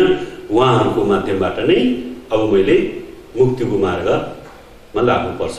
उहाँहरूले नै मार्ग निर्देशन गर्नुहुन्छ, उहाँहरूले नै धर्म के हो, बुद्ध के हो भनेर हामीलाई बुझाउनुहुन्छ भन्ने अर्थमा सङ्घको शरणमा जान्छु। नभए त सङ्घको शरणमा गएर के भन्ने हुन्छ नि। त्यसकारण त्रिरत्नको शरणमा जाने भन्ने अर्थ चाहिँ त्यो है, बुद्धम शरणम गच्छामि, धर्मम शरणम गच्छामि, सङ्घम शरणम गच्छामि भनेर किन हामी त्रिरत्नको शरणमा जान्छौँ त भन्दा ठक्कै भन्नुपर्दाखेरि दुःखबाट मुक्त हुनुको लागि र सुख प्राप्त गर्नुको लागि। बस त्यो चिज चाहिँ कोही कसैले पनि दिन सक्दैन, पैसाले पनि दिन सक्दैन। छ नि संसारमा विभिन्न भौतिक संरचनाहरू, विभिन्न भौतिक जुन एउटा विकास अहिले संसारमा भइरहेको छ होइन। मान्छेले सुविधा पुरा गर्ने हो भने हिजो हाम्रो बाबुबाजेको पालामा पैदल खुट्टाइन्थ्यो, गाडी थिएन, हवाई जहाज थिएन, पानी जहाज थिएन, बिजुली बत्ती थिएन, हामी एउटा टुकी बत्ती बालेर रात बिताउँथ्यौँ हाम्रो बाबुबाजेहरूले। तर आज जुन विज्ञानको एउटा चमत्कारले गर्दाखेरि, साइन्स एन्ड टेक्नोलोजीको एउटा आविष्कार भन्छौँ हामी, त्यो चमत्कारले गर्दाखेरि आज थुप्रै खालको चाहिँ सुख सुविधा भनौँ न, भौतिक भन्छ त्यसलाई, भौतिक सुख सुविधाहरू हामीले प्राप्त गरिरहेका छौँ। र पनि जति हामीलाई धन भयो, सम्पत्ति भयो, घर भयो, गाडी भयो, लाख होइन करोड भयो, करोड भयो होइन अरब भयो,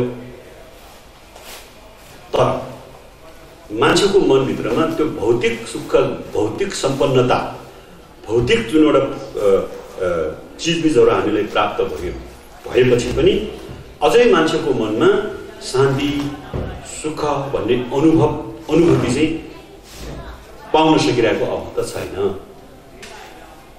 त्यो हाम्रो संसारमा जहाँ गएर हेर्दा पनि हुने रहेछ। जस्तो म विकसित राष्ट्रहरूमा धेरै हिँडिरहन्छु। म गत डिसेम्बर पनि म क्यानाडा, युरोप, के अरे अमेरिका गएर आएको।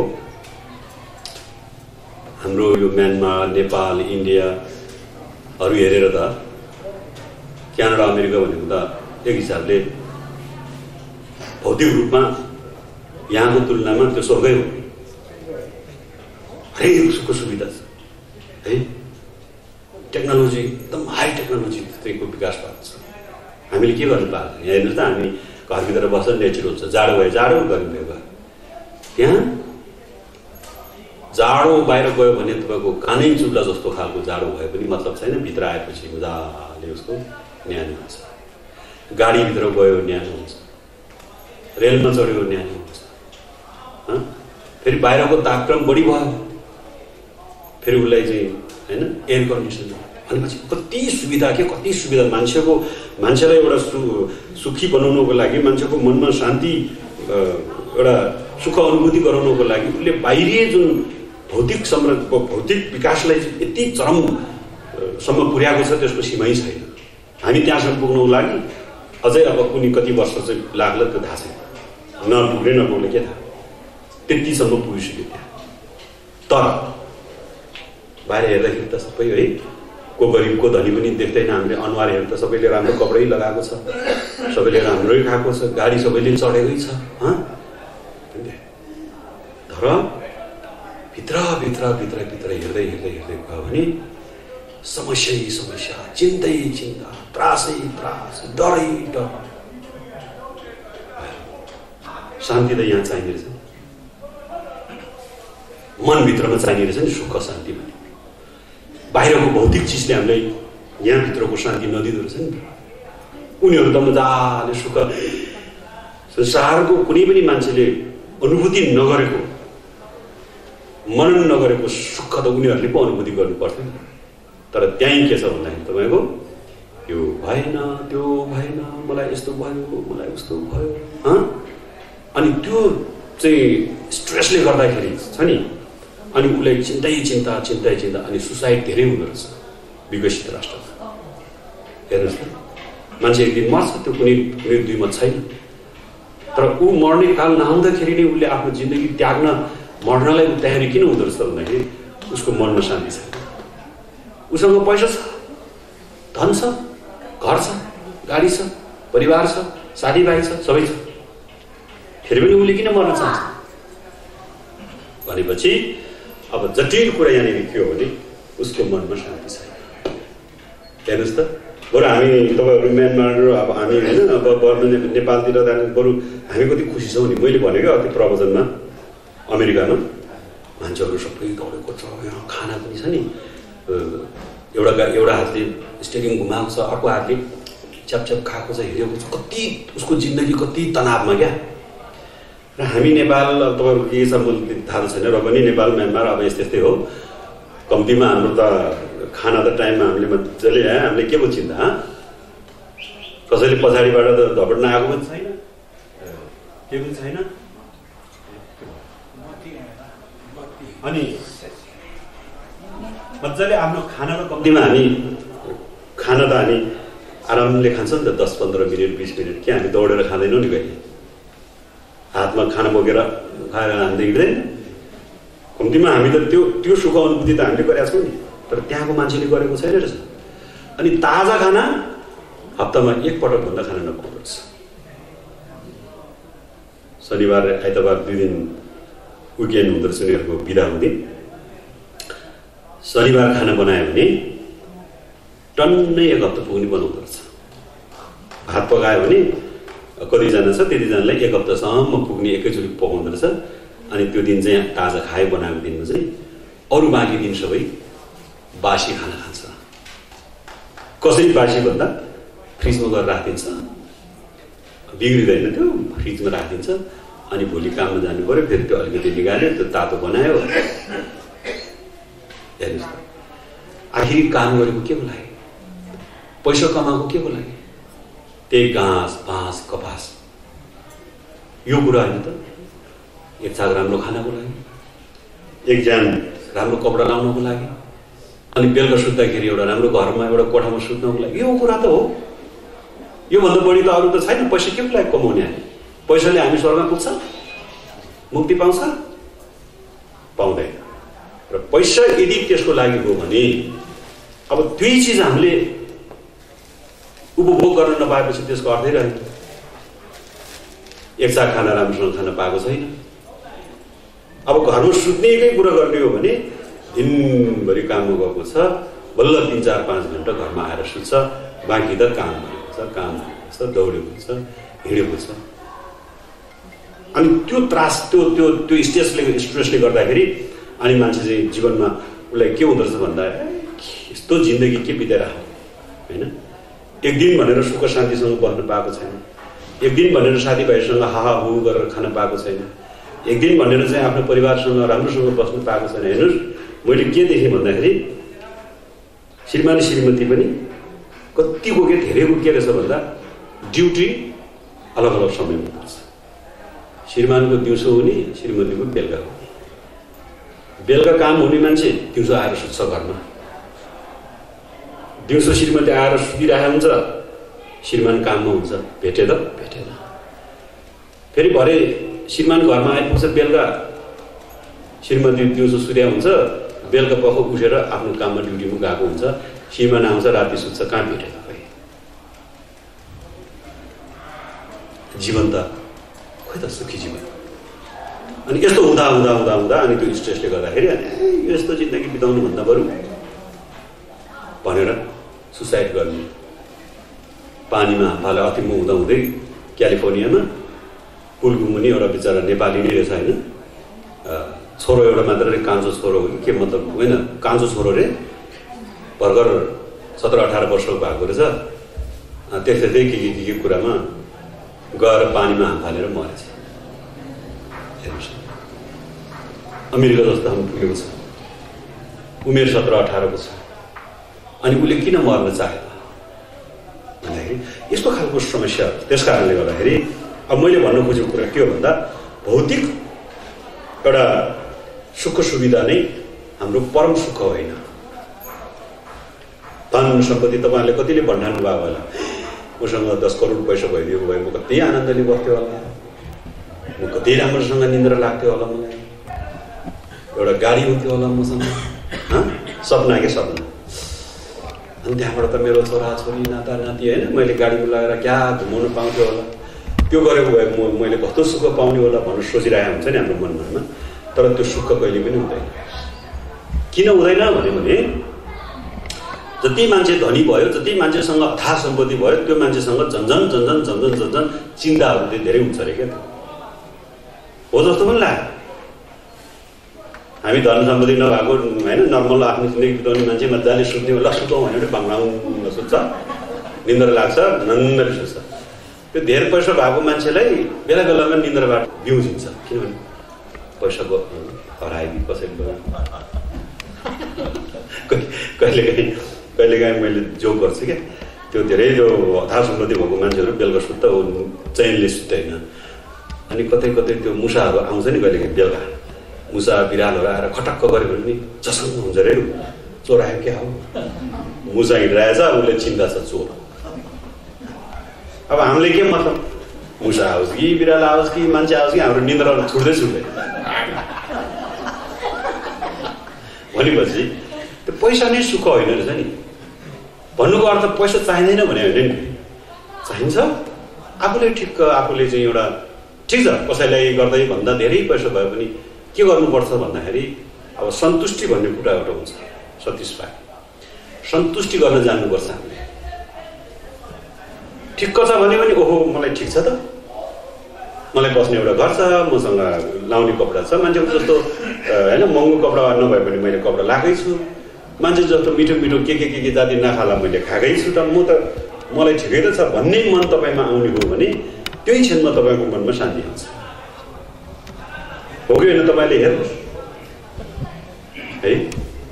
अब तपाईँसँग सन्तुष्टि भएन अनि खालि अर्काले गरेको हेऱ्यो, मैले त्यसको जस्तो गर्न सकेन, मैले त्यसको जस्तो हुन सकेन, मसँग त्यो उसको जस्तो पैसा भएन भनेर सोचिराख्यो भने तपाईँसँग भएको जे जति भएको चिजले तपाईँलाई सन्तुष्टि दिँदैन।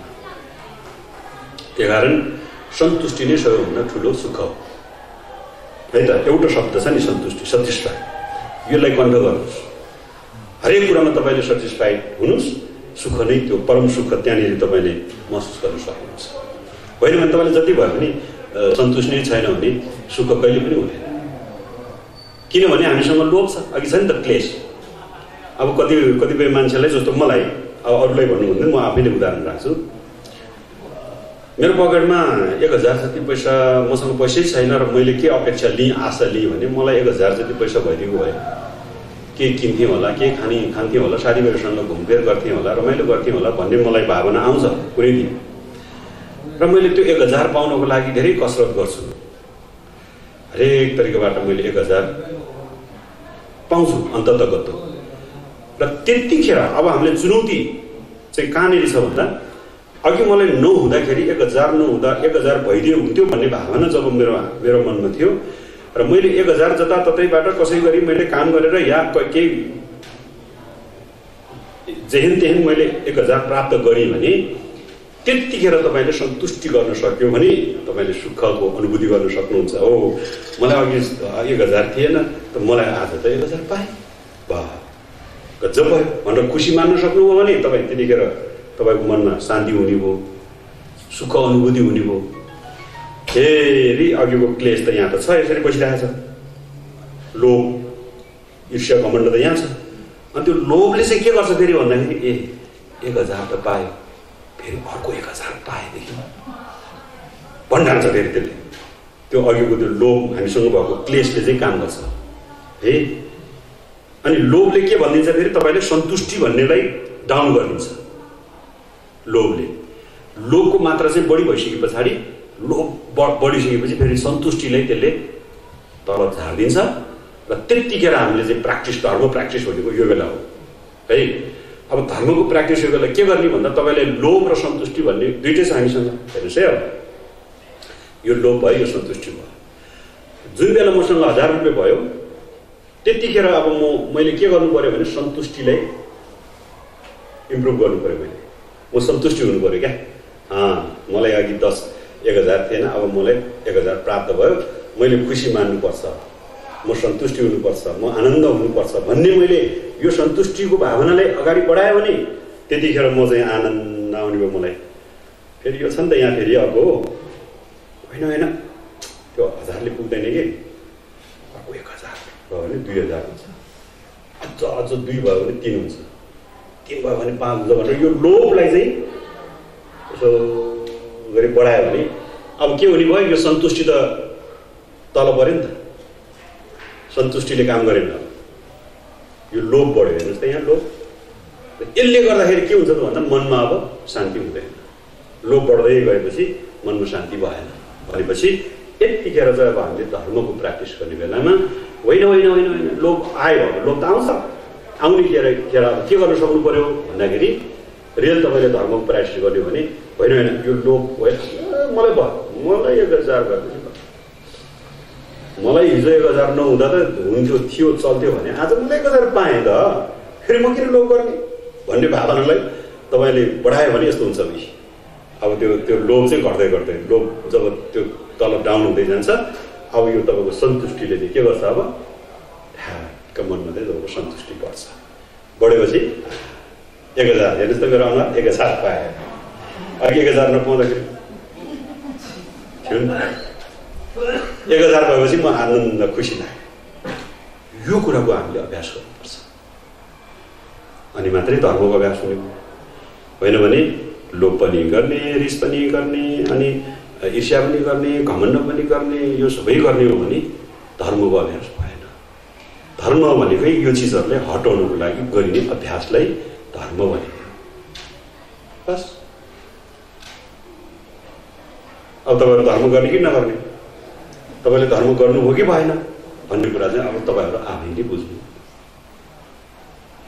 नि कति बज्यो भन्नुहोस् त अहिले लु अब मैले अब यो बुद्ध धर्मसँगको यो 3टाको शरणमा जानुपर्ने अर्थ चाहिँ मैले तपाईँलाई बताएँ र अब हामी सुख चाहन्छौँ दुःख चाहँदैनौँ त्यस कारणले बुद्ध स्वयं के भन्नुहुन्छ दिग्बची मिजासिङ ग्यो छोचे राङ्गी सेमले योंसु तिनी साङ्गतित्यमै भनेर चाहिँ सूत्रमा बताउनु भएको छ त्यो भनेको यदि दुःख चाहँदैनौ भने पाप कर्म नगर्नु यदि सुख चाहन्छौ भने कुशल कर्म गर्नु राम्रो कर्म गर्नु क्लेशहरूलाई हटाउनु मनबाट हैन र यदि त्यो गर्यो भने मात्रै के हुन्छ भने त्यो गर्नको लागि चाहिँ आफ्नो मनलाई चित्तलाई शुद्ध गरिनु पर्छ चित्त शुद्ध गरेर गरिने सबै कर्महरू कुशल हुन्छ चित्त अशुद्ध चित्त भनेको मन है मन अशुद्ध भएर गरेको कर्महरू सबै अकुशल हुन्छन् र कर्म अकुशल भयो भने त्यसको फल दुःख हुन्छ, कर्म कुशल भयो भने त्यसको फल सुख हुन्छ। यो नै बुद्धको मार्ग हो, यो नै बुद्धको शिक्षा हो। बस बुद्धको शिक्षा के हो त भन्दा यहाँ ल्याएर जोडेको छ। तपाईँको मन सफा भयो, सुख पायो, 100% पायो, त्यो कुनै त्यसमा दुई मात्रै छैन। अब तपाईँले त्यो प्र्याक्टिस गर्नु पर्यो। अब मनलाई कसरी शुद्ध गर्ने त, मनलाई कसरी शुद्ध गर्ने भन्नु साथै अब कसरी शुद्ध गर्ने त अभ्यास गर्नु पर्यो। अनि शुद्ध चाहिँ अशुद्ध चाहिँ के हो भनेखेरि चाहिँ क्लेशहरू भयो, अज्ञानता, क्लेश, आत्मग्रह भन्ने एउटा छ है, मैले त्यो भन्नु बिर्सेछु। त्यो एउटा सानो म तपाईँले प्रसङ्ग जोडेर म अन्त गर्छु। आत्मग्रह भनेको चाहिँ म भन्ने जुन भावना छ नि हामीमा, म हो, त्यसलाई चाहिँ स्वतन्त्र आत्मा, बुद्धिज्ममा आत्माको व्याख्या गरिँदैन, अनात्माको कुरा गर्छ। आत्मा भनेको हाम्रो यो पञ्चस्कन्ध भन्छौँ हामी है। पञ्चस्कन्ध भनेको रूप, अनि वेदना, संज्ञा, संस्कार र विज्ञान, यसलाई चाहिँ हामी पञ्चस्कन्ध भन्छौँ। र यो 5वटा स्कन्धबाट नै हाम्रो मानव शरीर बनेको छ है।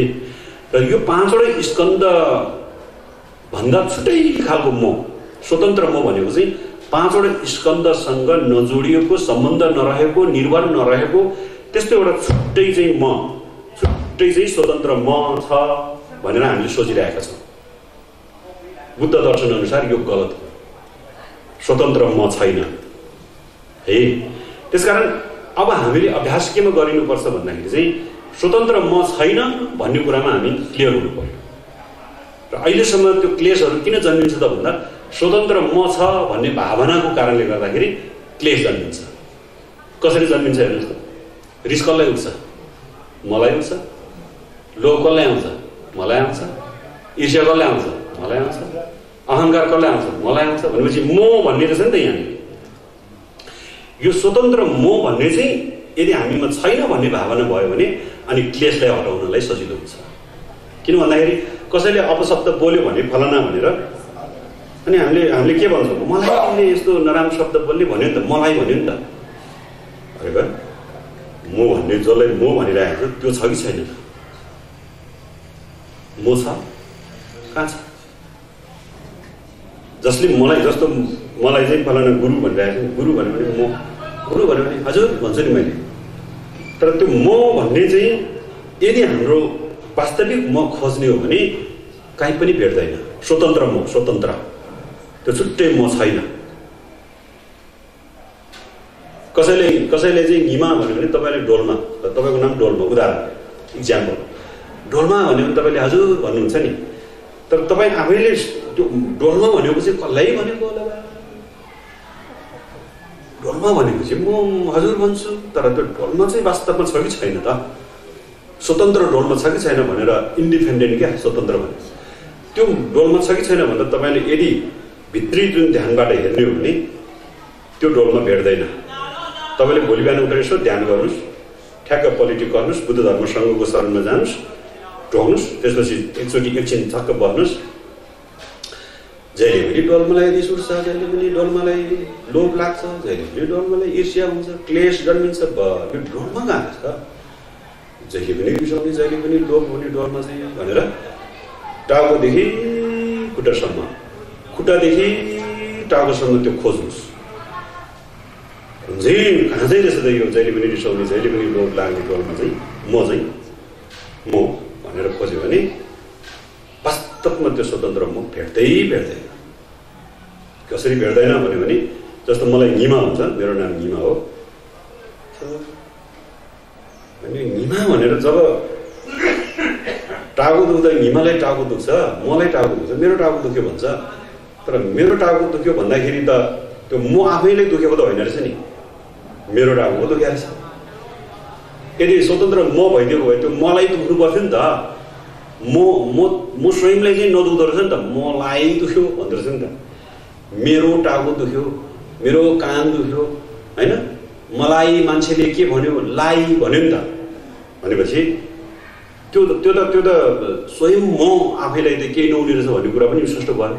र खोज्दै जाने क्रममा मैले यसो हेरेँ के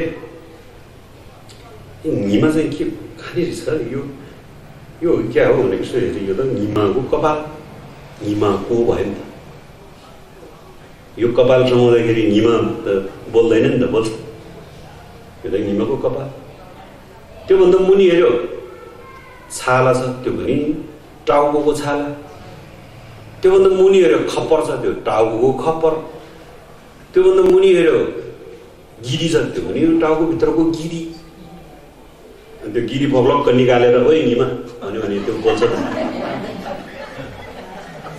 त्यो त निमाको गिरी पो त निमाको टाउको गिरी त्यो पनि अझ निमाको टाउको गिरी अनि त्यो गिरी आफै त निमा होइन रहेछ होइन यो चाहिँ निमा हो क्या हो भनेर फेरि निमाको कहाँ यो पनि होइन यो चाहिँ हो क्या हो होइन हो निमा बोल्दैन त यो पनि यो त निमाको नाम एवं रीति तपाईँले हरेक अङ्ग प्रत्यङ्ग तपाईँले हेर्नुहोस् निमा काहीँ पनि भेट्दैन नभेटेपछि बिना काममा निमालाई गाली गर्यो निमालाई अपशब्द बोल्यो निमालाई लोभ लाग्यो निमालाई रिस लाग्यो भनेपछि अनात्मा भनेर जुन अनात्माको अभ्यास छ त्यो गर्नु जरुरी छ अनि आत्मग्रहलाई हामीले त्याग्नुपर्छ आत्मग्रह भनेको त्यो छ भनेर जुन भावना गर्छ नि हामीले म भयो छाती उभिरहेको छ म भन्छ यो त छातीको त कहाँ म होइन त्यसकारण आत्मग्रहलाई त्याग्नुपर्छ आत्मग्रह नै के हो त फेरि भन्दा क्लेशको जड क्लेश सबै आत्मग्रहबाटै उत्पन्न हुन्छ सबैमा त्यो एउटै हो त्यो गो बुद्धिस्टको नन बुद्धिस्टको मतलब भएन जसलाई पनि त्यो जब अहम भन्ने म भन्ने भावना उठ्छ अनि क्लेश आउँछ म भन्न साथै के भनेको मलाई चाहियो लोभ आइहाल्यो अनि मलाई रिस उठ्यो रिस आइहाल्यो त्यो कारण म भन्ने चाहिँ स्वतन्त्र म छैन है भन्ने कुरा चाहिँ अब बुद्धले त्यसरी बताउनु भएको छ त्यसकारणले अब हामीसँग छ के त भन्दा चित्त छ मन छ हो त्यो मनलाई चाहिँ शुद्ध परिशुद्ध गरेर एकदमै परिशुद्ध गर्न सक्यो भने क्लेशहरू हटाउन सक्यो मनबाट आत्मग्रहलाई मनबाट त्याग्न सक्यो भने अनि मनको चाहिँ नेचर अफ माइन्ड भन्छ मनको के अरे स्वरूप अथवा स्वभाव चाहिँ के छ त भन्दा जहिले पनि क्लियरै छ सफा छ मनमा दाग लाग्यो हुँदैन रे त्यो क्लेश त मनभित्र आफैमा टाँसेको होइन कि मनको वरिपरि घुमिरहेछ क्लेश रिस राग मोह इच्छा भनेको चाहिँ मनलाई यसो घेरिरहेछ क्या उसले आक्रमण गरिरहेछ मन स्वयं आफै चाहिँ के हो त भन्दा क्लियर हो प्योर नेचर अफ माइन्डको नेचर चाहिँ प्योर हो त्यसकारण प्योर माइन्डलाई हामीले जहिले पनि प्योर बनाउन खोजौँ दायाँ बायाँ घुमिरहेको क्लेशहरूलाई चाहिँ यो रिस उठ्ने हेर दुनियाँ गर्ने यो आत्मग्रह भन्ने चिजहरू मेरो मनको वरिपरि नघुम भन्ने गरी हामीले त्यो अभ्यास गर्नु त्यसलाई पालिरहेछ अनि कहाँबाट हुन्छ पालिरहेछ कहाँ रहेछ मलाई नछ है मलाई छोयो कि अहिले भनेर यहाँ चाहिँ बसिरहेछ अनि कहाँबाट सुख पाउने है त लु आजको लागि चाहिँ मैले यति नै भनी अब भरे 2 बजेको छ फेरि कर्तव्य धर्म तपाईँहरू अब तपाईँहरूले धर्म पालन गर्यो गरेन अब 2 बजे थाहा हुन्छ है त्यही भएर 2 बजे टक्कै आइपुग्यो भने धर्म पालन गर्यो छैन भने छैन है त ल यति भन्दै अब हामी भोजनमा जान्छौँ अहिलेको लागि चाहिँ यतिकैमा अनि भरे प्रश्न उत्तर गर्ने है भरेको सेसनमा चाहिँ सुरुमै प्रश्न गर्ने है ल oi chanju senjo rimboje mage bana kegeje kewa nyamba mebaya kone kondo pewara sho jaza wada jeje shawada jezu ira kuji kewa jeje dagi chisa wa tanje zobe janjo chimo tomba jide kanzu chomba da temba ni shindo tenje bolo jino tomba e temba yu debe tashi sho nimu dele sendele nimu kunyante 인생 कुदु देलेव कुंजो सुंगी Tashi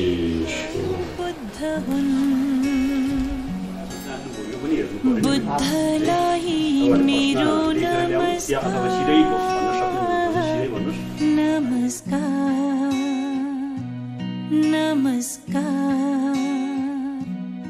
नमस्कार